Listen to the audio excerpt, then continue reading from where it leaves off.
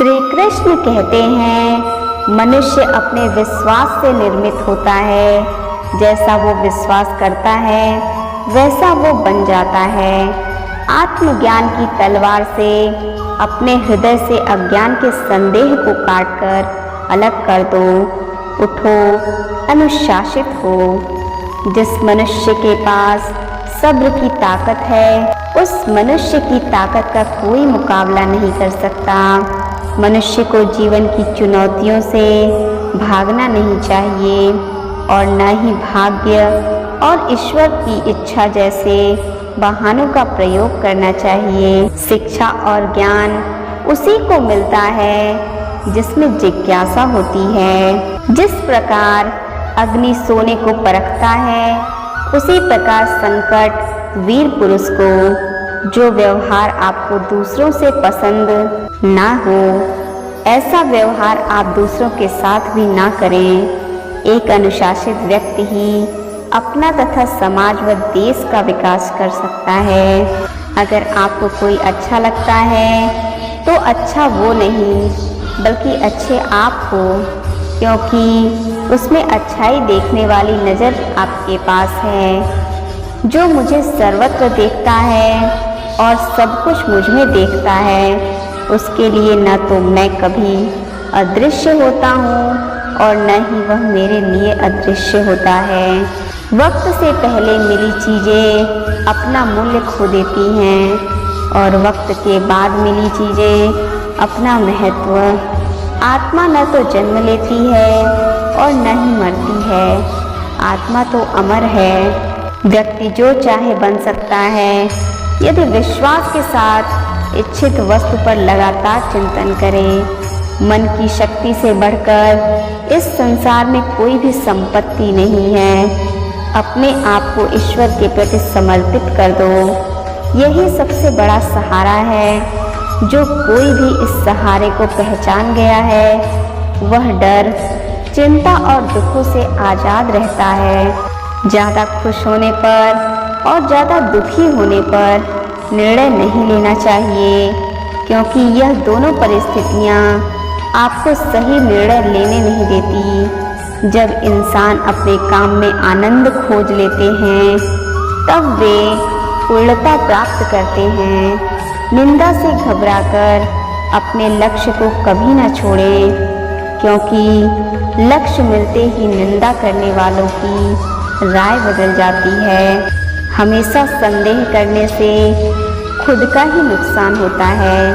संदेह करने वाले व्यक्ति के लिए प्रसन्नता न ही इस लोक में है और न ही किसी और लोक में। जो पुरुष सुख तथा दुख में विचलित नहीं होता और इन दोनों में संभाव रहता है, वह निश्चित रूप से मुक्ति के योग्य है। जिंदगी में हम कितने सही हैं और कितने गलत हैं, यह केवल दो लोग जानते हैं, एक परमात्मा और दूसरी हमारी अंतरात्मा। जीवन में बिना किसी कर्म को किए किसी भी फल की आशा करना इंसान की सबसे बड़ी भूल होती है। मनुष्य अपने जीवन में जो भी कर्म रूपी बीज बोता है, भविष्य में उसी का फल उसे प्राप्त होता है। मैं श्रेष्ठ हूँ, यह आत्मविश्वास है, लेकिन सिर्फ मैं ही श्रेष्ठ हूँ, यह अहंकार है।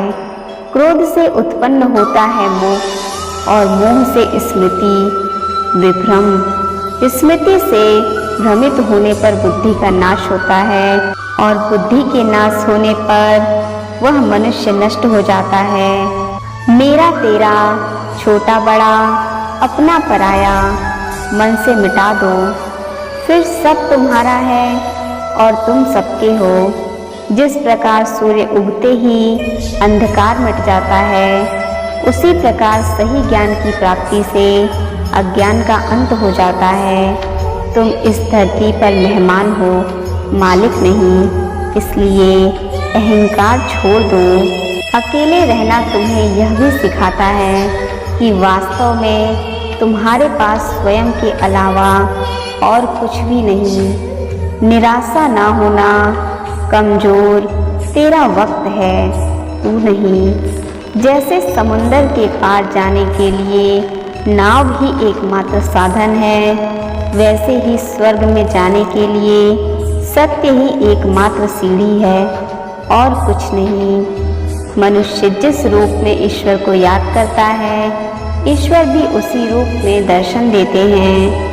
खुद को जीवन के योग्य बनाना ही सफलता और सुख का एकमात्र मार्ग है। जिस प्रकार मनुष्य पुराने कपड़ों का त्याग कर नए कपड़े धारण करता है, उसी प्रकार आत्मा पुराने तथा व्यर्थ के शरीरों को त्याग कर नया भौतिक शरीर धारण करता है। जो मनुष्य अपने कर्म फल के प्रति निश्चिंत है और जो अपने कर्तव्य का पालन करता है, वही असली योगी है। मनुष्य अपने विचारों से ऊंचाइयों में भी हो सकता है और खुद को गिरा भी सकता है, क्योंकि हर व्यक्ति का खुद का मित्र भी होता है और शत्रु भी।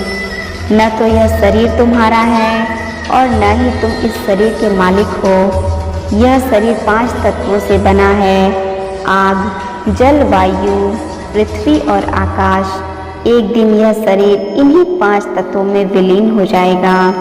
वह व्यक्ति जो अपनी मृत्यु के समय मुझे याद करते हुए अपना शरीर त्यागता है, वह मेरे धाम को प्राप्त करता है और इसमें कोई संशय नहीं है।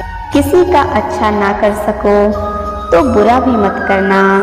चुप रहने से बड़ा कोई जवाब नहीं और माफ़ कर देने से बड़ी कोई सजा नहीं।